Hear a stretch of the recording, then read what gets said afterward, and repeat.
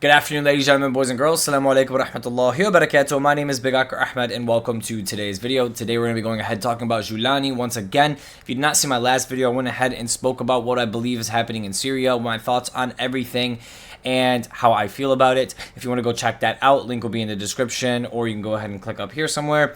Now, today, I want to be going ahead and talking about the different types of news, right? So like Times News or CNN, and how they basically report on Jolani and how they report on other terrorists or other terror groups, right?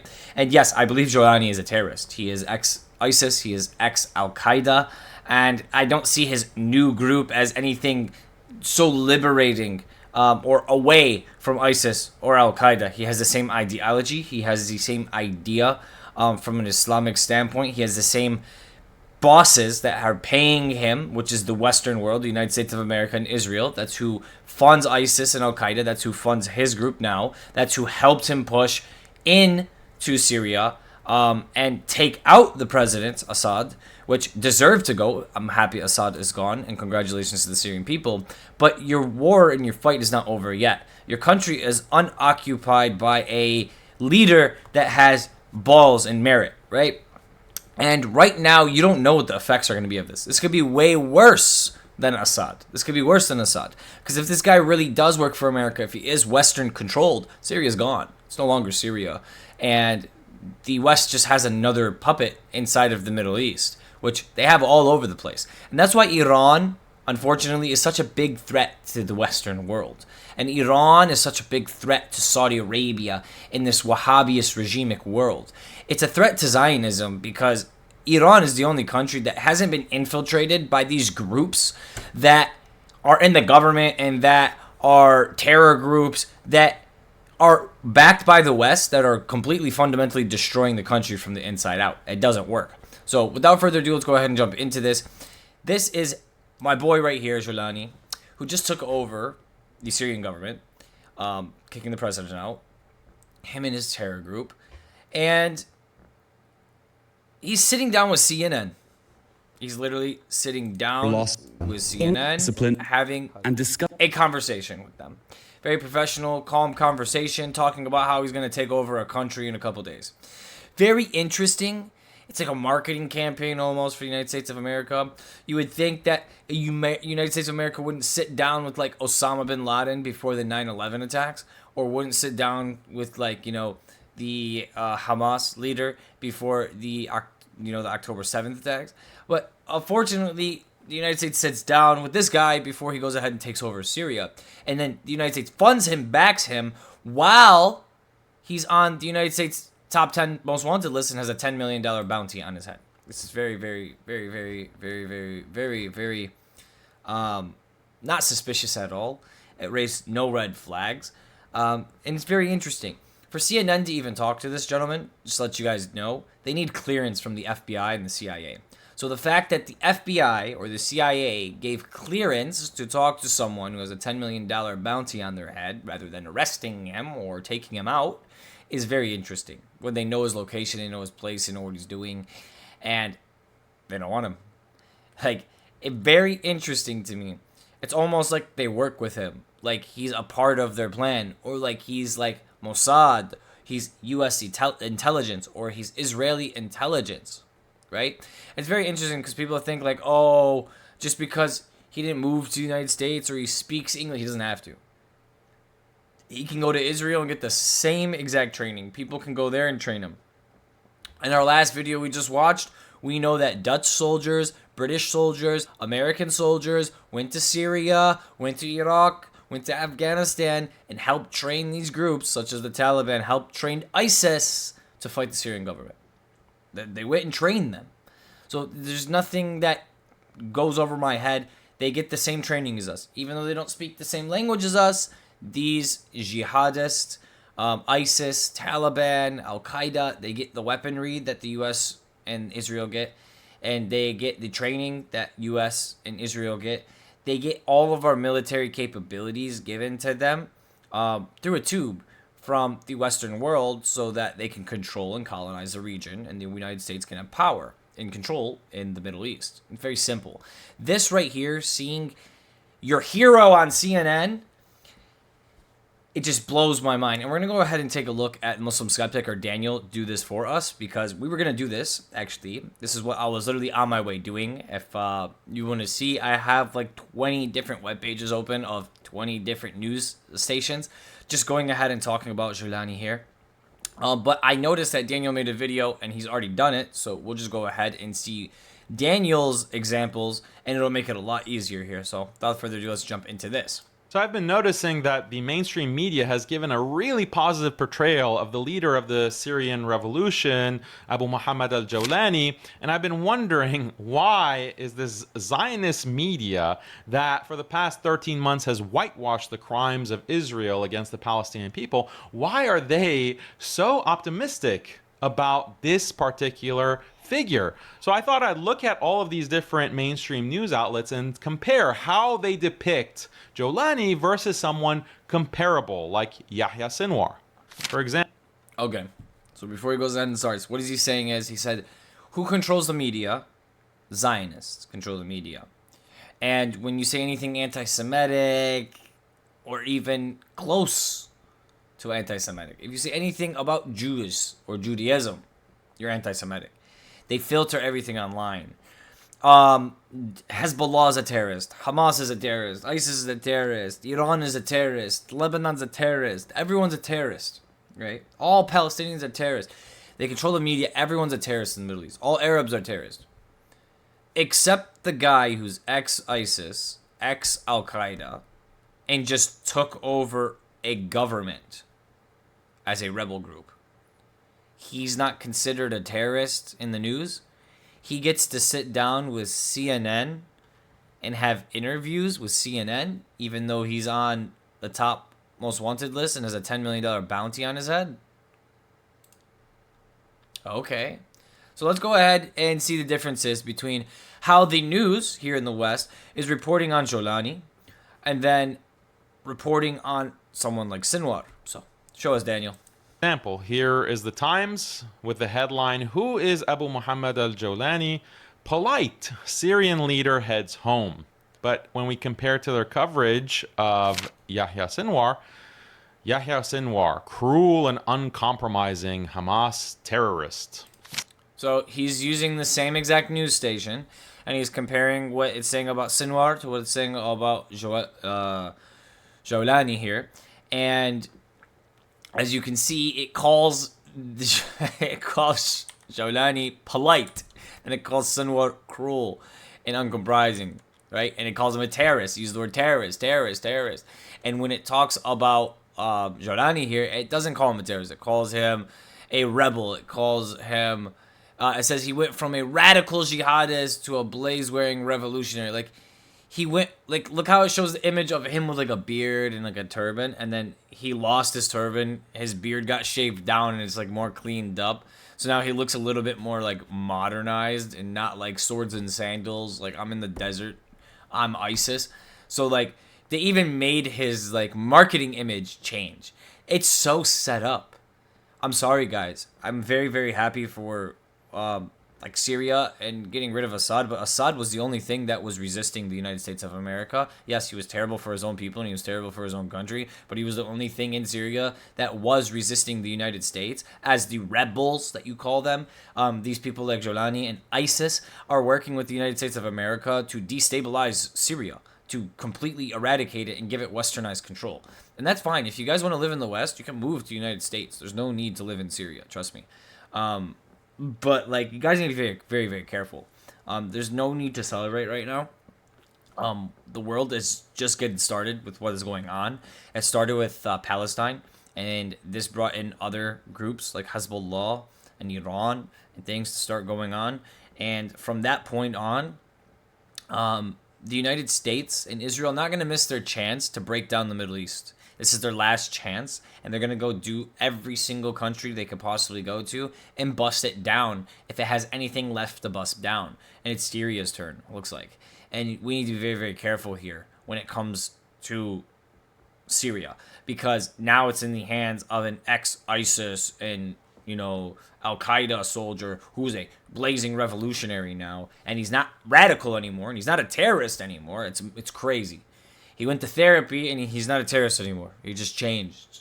Alhamdulillah. He changed. He converted to the truth. I don't know what happened to this guy. I don't know how he went from a terrorist with a $10 million bounty on his head to a hero like Martin Luther King Jr. CNN says how Syria's rebel leader went from radical jihadist to a blazer-wearing revolutionary.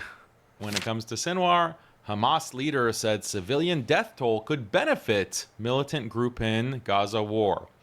So Sinwar doesn't care about dying civilians. It just helps you militarily. BBC says from Syrian jihadist leader to rebel politician, how Abu Muhammad al-Jolani reinvented himself. It's a complete makeover. But when it came to Sinwar, Hamas hardliner Yahya Sinwar elected as Gaza leader. He's a hardliner with a disturbing past. The Telegraph says moderate jihadist leader storms Syria but tells troops not to frighten the children. All these reports are from the past week, by the way. Week or week and a half. The Telegraph on Sinwar, Hamas leader believes civilian deaths are necessary sacrifices in Israeli war, leaked letters show. Bro, they use children and stuff like that like on purpose too. It's crazy. And if you guys don't think all the news media is connected, it's all connected. Why does every single news outlet have the same view? Have the same story? They're all praising this figure. Why? What makes this guy any different than ISIS or Taliban or Hamas or Hezbollah or Al Qaeda or Talib? Like, what makes this group different than any other group in the United States' eyes? I know all those groups are different, and they're different for different reasons. Me personally, but in the United States' eyes of like threats in the Middle East that are unwarranted militant groups, wouldn't this be one? Wouldn't they label this as a terrorist group? No, not when it benefits them. Not when they fund it. It's not a terrorist group. The same thing happened 12 years ago. ISIS wasn't called ISIS. They weren't called terrorists. They were called Syrian rebels. And the United States was funding them. And they were happy to fund them. And they were dumping millions and billions of dollars into Syria to fund and create ISIS. After they created this resistance group, they called it the Liberation Group, the Resistance Group, the Rebel Fighters. And then it became ISIS, the Islamic State of the world's #1 most noted terrorist who are chopping heads off and having ritualistic killings. It's actually wild to me that the United States is doing it all over again in the same country, and people are happy, and they don't see it. They don't see what is happening in front of their face. It's crazy. And then the media is literally telling you, like the Western-controlled Jewish media is siding with this Wahhabist terrorist. It doesn't make any sense to me. It doesn't make any sense to me. And listen, you guys can love Jolani. You guys can love Sinwar. You guys can like Shaitan if you want. I don't care who you love, who you like. These people do nothing for me. These people aren't my father. They're not my local sheikh. They're nothing to me. They're not my doctor. They don't help me or benefit me in any way. Okay? I'm analyzing this from my room in the United States of America. Not from Syria, not on the ground. I'm not U.S. intelligence. I'm seeing what I've been seeing my whole entire life. I'm identifying the patterns, and I'm not being ignorant enough to fall for propaganda. So when I read something and all the news media is saying one thing, it's praising this guy, this ex-ISIS, ex-Al-Qaeda guy for being this freedom fighter, right? And it's every news station, and he's on CNN, but he's also on the FBI's most wanted list with a $10 million bounty. There's a bunch of hoopla, BS garbage happening in the background that we're not seeing. So don't be too excited to celebrate this guy and put him on t-shirts and he's your hero, okay? Just as a reference, just letting you guys know my personal stance. This is a political stance. When it comes to the people of Syria, may Allah subhanahu wa ta'ala protect these people. All of them. The Christians, the Muslims, the Jews, everyone in Syria, may Allah subhanahu wa ta'ala protect them. Because Jolani has made it very, very, very specific. His main goal is to turn Syria to an Islamic state and remove everyone else but Sunni Muslims. That is the Shia population, the Christian population, the Druze population, anyone, the Kurds, anyone that is not Sunni Muslim and has this Wahhabist orthodox idea of Islam, like they're gonna get kicked out. They're gonna get beheaded. They're gonna get thrown. They're gonna get. You're going to see, because that's a tactic he's trained to use his whole entire life. My boy was trained by ISIS and Al Qaeda. How else is he gonna do it? He's gonna go knock on their door, give them a letter, and tell them, "Hey, please leave the country. You're Christian." I doubt it. Yahya Sinwar appears to be stalling ceasefire talks and using Palestinian fatalities to his advantage. This is a bloodthirsty man who doesn't even care about the deaths of his own people. The Financial Times says, Abu Muhammad al-Jolani, the Syrian rebel leader who overthrew the Assad regime, the offensive by his Islamist group has marked a turning point in the country's bloody 13-year civil war. But when it comes to Sinwar, the Financial Times says, ruthless architect of Hamas's October 7th attack. Sky News says, West has nothing to fear from Syria rebel leader whose group ousted Assad tells Sky News. But when it comes to Sinwar, terrorist mastermind is dead and we must celebrate the end of his evil regime. Quite a contrast. Another Sky News article, Yahya Sinwar's death marks a vicious flame of terrorism extinguished. Wall Street Journal says, 5 things to know about rebel leader Abu Muhammad al-Jolani. But for Sinwar, Gaza chief's brutal calculation, civilian bloodshed will help Hamas. Okay, so we understand the concept here. Thank you, Daniel, for that. You showed us plenty of examples. As you can see, the media just praising Jolani here and putting down Sinwar, of course. They pick and choose when they want to use these trigger words like terrorism, like condemn, like left and right, like Democrat, Republican. They like placing people into categories.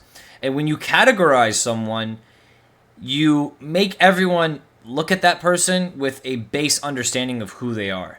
If you call someone a terrorist, most people will look at that person and as a dangerous, extremist person who is on the verge of killing anyone, right? And it's very interesting because they use these vocabulary words to identify people and specific people in the news, in the media, so that people have a broad understanding of stay away from that guy or that's bad.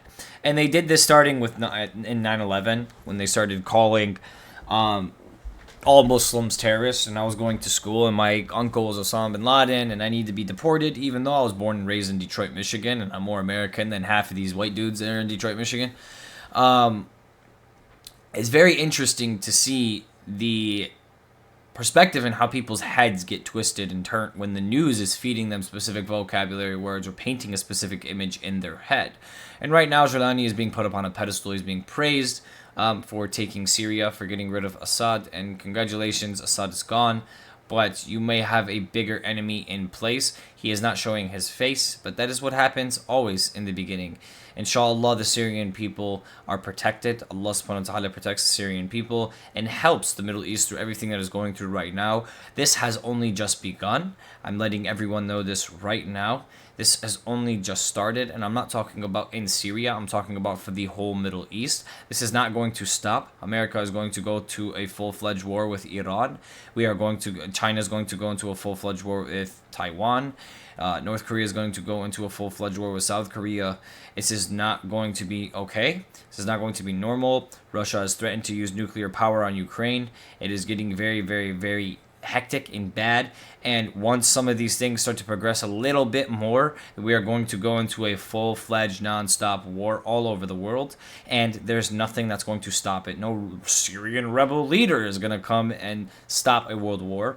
And it's very, very, very important that every single person here educates themselves. They understand what we're getting into, what we're pushing into, and that the leaders of this world do not care about you. They do not care about me. They do not care about anyone else. They do what benefits them. They do what benefits the country that they live in, and they do what benefits the shaitan that they work for. Thank you guys so much for coming in today. God bless every single one of you. And until next time, free Syria, free Palestine, free the Middle East, and free the whole entire world from this deception and destruction. Salam. Bye-bye.